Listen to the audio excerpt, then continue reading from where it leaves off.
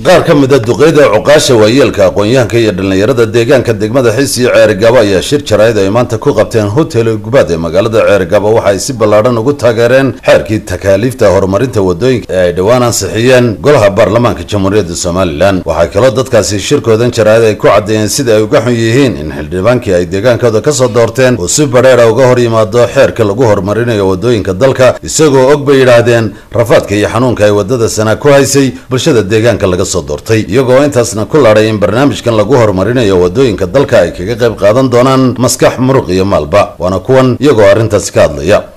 madaxweyne no wadada mar hadaa taaba dhagax dhigtay oo qalbigaaga iyo dal qadarayo cilmigaaga uu noqday wixii aan ku badan qaaday waa oofinayaa wadada naf iyo maalba barbartaaganahay waa ku shaqaynaynaa madaxweyne waxa la wixii aad ku shaqaysay muwaadinimo ah ee horumara shacabka Soomaaliyeed waa kugu barbartaagan yahay ha u biqin waxaanu hambalyeynaa oo si gaar ah u hambalyeynaa xildhibaanadii u codeeyay in la sameeyo wadada xeerkii ay ku ansixiyeen aad iyo aad ayaanu ugu hambalyeynaa ma nafirin in reeyta waanu soo sugayna 8 sanado oo la dalka u soo kordhiyay markii wadadii ay soo baxday u dhaxaysay Ceerigabo iyo Burco oo in badan loo oomanaa inuu ka hor yimaado waa mid la yaab ah midoo anaga noo fadhiyano mahriit oo meesha loo joogo reer sanaagna uga joogo wax qabadkana diyaar baanu nahay jidkana waa la sameeynaya hana soo maray adigu jid dhulka u doono annaka oo waayeel cuqaal ah dhalinyaro waxaanu leenahay maanta guusha la gaaray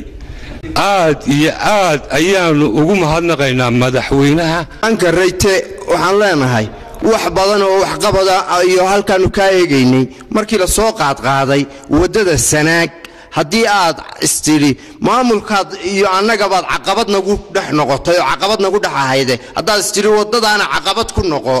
nasiib darro adiga ku taale weeyaani waa furmaysaa aad uga soo marin brito xildhibaanadu qaar waxay noqdeen xildhibaano qaarna waxay noqdeen xilbiyaal in aanu deegaanka Xiis iyo Ceerigabo in aanu halkan ka iftiimino taageerada aanu hayno waxqabadka ee muujisay dawladdu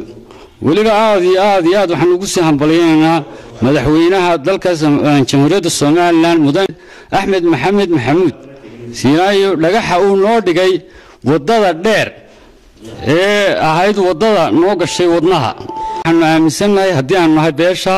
inaan naf iyo maalba aan u huro ayaan halkan doonaynaa ka iftiimino waxaan baa aaminsanahay mucaaradadii ay dhamaatay marka waxaan leeyahay anigu adeer gaariga dhaqaaqay soo raaca wixii soo raacayo wixii kale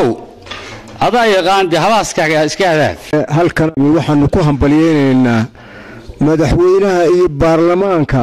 iyo dawladda isu kaashatay iyo dadweynahaba isu kaashaday wadada sanaag iyo isku xidha Burco wadadaas qabyo waxay ahayd 68 sano xildhibaanada ansixiyay xeerka wadooyinka iyo madaxweynaha dhagax dhigay wadada inta waa hambalyeynaa waxaanu duraynaa xildhibaanada diiday ka hor yibi xeerka ansixinta wadooyinka khaasatan reeyta